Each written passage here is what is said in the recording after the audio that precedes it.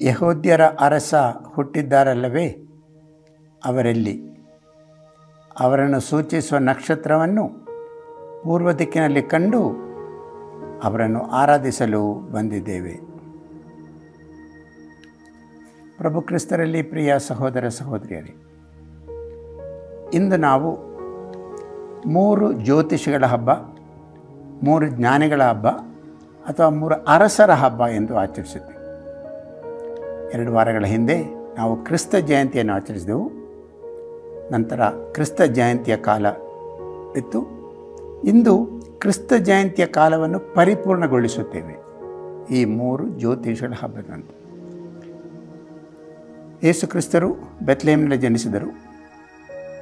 ಮೊಟ್ಟ ಮೊದಲಾಗಿ ಅವರ ದರ್ಶನ ಪಡೆದದ್ದು ಕುರುಬರು, ಬಡ ಕುರುಬರು. ಅವರಿಗೆ ದೇವದೂತರೇ ಬಂದು ಈ ಸಂದೇಶವನ್ನು ತಿಳಿಸಿದರು.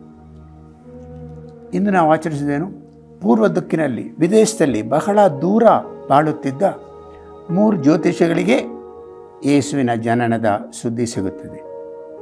ಹೀಗೆ ಒಂದು ವಿಶೇಷ ನಕ್ಷತ್ರದ ಮುಖಾಂತರ. ಪ್ರಿಯರ, ನಕ್ಷತ್ರವನ್ನು ಅವರು ಮಾತ್ರವಲ್ಲ ನೋಡಿದ್ದು, ಬೇರೆ ಎಷ್ಟೋ ಲಕ್ಷಾಂತರ ಜನ ನೋಡಿರಬಹುದು. ಆದರೆ ಇವರನ್ನು ನಾವು ಜ್ಯೋತಿಷಿಗಳೆಂದು ಕರೀತೇವೆ, ಜ್ಞಾನಿಗಳು. ಆ ನಕ್ಷತ್ರ ಕಂಡಾಗ, ಆ ಅಪೂರ್ವ ನಕ್ಷತ್ರ ಕಂಡಾಗ ಅವರಿಗೆ ಗೊತ್ತಾಯಿತು, ಈ ನಕ್ಷತ್ರ ಏನೋ ಒಂದು ಗಾಢ ಅರ್ಥ ಸೂಚಿಸುತ್ತದೆ, ಅದನ್ನು ನಾವು ಅರಿಯಲೇಬೇಕು ಎಂಬ ಹಂಬಲ ಆಸೆಯಿಂದ ಪ್ರಿಯರೇ ಅವರೊಂದು ದೀರ್ಘ ಪಯಣ ಮಾಡುತ್ತಾರೆ. ಆ ಕಾಲದಲ್ಲಿ ವಿಮಾನಗಳಿರಲಿಲ್ಲ, ರೈಲು ಗಾಡಿ ಇರಲಿಲ್ಲ. ಅವರು ಒಂದು ಒಂಟೆಗಳ ಮೇಲೆ ಪ್ರಯಾಣ ಮಾಡಬೇಕಿತ್ತು. ಖಂಡಿತ ಎಷ್ಟೋ ಕಷ್ಟಗಳಿಗೆ, ಅನಾನುಕೂಲತೆಗೆ ಅವರು ಒಳಗಾಗಿದ್ದರು. ಆದರೂ ಈ ನಕ್ಷತ್ರ ಸೂಚಿಸುವ ಯಾರೋ ಒಂದು ವಿಶೇಷ ವ್ಯಕ್ತಿಯ ದರ್ಶನ ಪಡೆಯಬೇಕು ಎಂಬ ಹಂಬಲ ಆಸೆಯಿಂದ ಅವರು ಈ ಪಯಣ ಮಾಡುತ್ತಾರೆ. ಬಂದು ಯೆಹೂದ್ಯ ಅರಸನ ಮನೆಗೆ ಬಂದು, ಅರಸನಿಗೆ ಏನಾಯಿತು ಇದು ಕೇಳಿದಾಗ ಅವನು ಗಲಿಬಿಲಿಗೊಂಡನು. ಪ್ರಿಯರೇ, ಇದೇ ಯೆಹೂದದ ಅರಸನಿಗೂ ಜೆರುಸಲೇಮ್ ಜನಗಳ ವ್ಯತ್ಯಾಸ. ಯೇಸುವಿನ ಜನನ ಅವರಿಗೆ ತಿಳಿದಾಗ ಅವರು ಗಲಿಬಿಲಿಗೊಂಡರು. ಈ ಜ್ಯೋತಿಷಿಗಳಿಗೆ ಇದೇನೋ ಒಂದು ವಿಶೇಷ ಸಂದೇಶ, ಇದರಿಂದ ನಾವು ನಮ್ಮ ಬಾಳಿನಲ್ಲಿ ಎಷ್ಟೋ ನವೀಕರಣ ಪಡೆಯಬಹುದು ಎಂಬ ಆಸೆಯಿಂದ ಅವರು ಹೊರಡುತ್ತಾರೆ.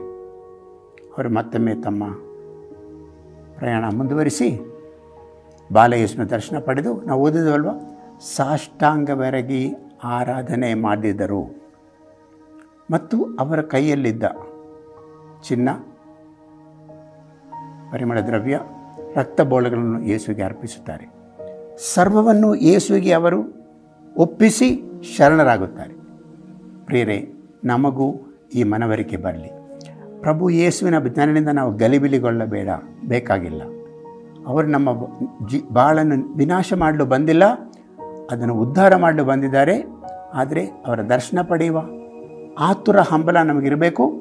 ಮತ್ತು ಈ ಜ್ಯೋತಿಷಿಗಳ ಹಾಗೆ ನಮ್ಮಲ್ಲಿರುವುದನ್ನು ಅವರಿಗೆ ಅರ್ಪಿಸಬೇಕು. ಆರಾಧನೆ ಅಂದರೆ ಎಂದು ಪರಿಪೂರ್ಣವಾಗಿ ಶರಣರಾಗೋದು. ನಾವು ಆರಾಧನೆ ಮಾಡುವಾಗ ಏನು ಮಾಡ್ತೀವಿ? ಕೈ ಜೋಡಿಸಿ ಕಣ್ಮುಚ್ಚಿ ತಲೆ ಬಾಗುತ್ತೇವೆ.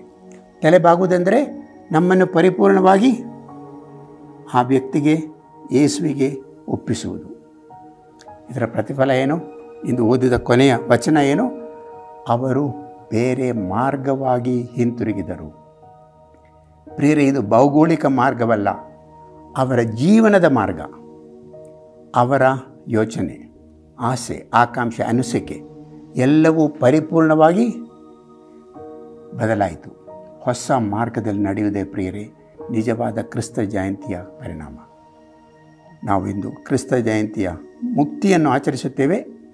ಜ್ಯೋತಿಷಿಗಳ ಹಾಗೆ ಈ ವರಕ್ಕಾಗಿ ನಾವು ಬೇಡೋಣ. ಯೇಸುವಿನ ದರ್ಶನ ಪಡೆಯಬೇಕು ಎಂಬ ಅತ್ಯಾಸೆಯೊಡನೆ ನಮ್ಮ ಕೈಯಲ್ಲಾದಷ್ಟು ತ್ಯಾಗ ಮಾಡಲು ಶ್ರಮಿಸೋಣ. ಯೇಸುವಿನಲ್ಲಿ ಪರಿಪೂರ್ಣರಾಗಿ ಶರಣರಾಗೋಣ. ಅವರನ್ನು ಶಾರೀರಿಕವಾಗಿ ಮಾತ್ರವಲ್ಲ, ಆತ್ಮದಿಂದ, ಪೂರ್ಣ ಮನಸ್ಸಿಂದ ಆರಾಧಿಸೋಣ. ಆಗ ಪ್ರಿಯರೇ ನಮ್ಮ ಬಾಳು ಹೊಸ ಮಾರ್ಗದಲ್ಲಿ ಸಾಗುತ್ತದೆ. ಈ ವರಕ್ಕಾಗಿ ಪ್ರಿಯರೇ ಈ ಬಲಿಪೂಜೆಯಲ್ಲಿ ಭಾಗವಹಿಸೋಣ. ಈ ಬಲಿಪೂಜೆಯಲ್ಲೂ ನಾವು ಯೇಸುವಿಗೆ ಎರಗಿ ಆರಾಧಿಸಲು ಬಂದಿದ್ದೇವೆ ಎಂಬ ಮನವರಿಕೆಯೊಡನೆ, ಆ ಅಂತರಾಳದಲ್ಲಿ ಈ ಅನಿಸಿಕೆಯೊಡನೆ ಇಂದಿನ ಬಲಿಪೂಜೆಯಲ್ಲಿ ಭಾಗವಹಿಸಿ ಸರ್ವವನ್ನು ಪ್ರಭು ಯೇಸುವಿಗೆ ಒಪ್ಪಿಸಿ ಈ ಹಬ್ಬವನ್ನು ಆಚರಿಸೋಣ. ಆಗ ಈ ಹಬ್ಬ ಇಂದು ಮುಗಿಯೋದಲ್ಲ, ಈ ಹೊಸ ವರ್ಷವೆಲ್ಲ ಈ ಹಬ್ಬದ ಪರಿಣಾಮ ನಮ್ಮ ಬಾಳಿನಲ್ಲಿ ಇರುತ್ತದೆ. ಪ್ರಭು ಯೇಸುವೇ, ನಿಮ್ಮನ್ನು ಆರಾಧಿಸುತ್ತೇವೆ. ಪೂರ್ಣ ಮನಸ್ಸಿನಿಂದ, ಆತ್ಮದಿಂದ, ಶಕ್ತಿಯಿಂದ ಸಾಷ್ಟಾಂಗವರೆಗೆ ನಿಮ್ಮನ್ನು ಆರಾಧಿಸುತ್ತೇವೆ ಪ್ರಭು ಯೇಸುವೇ.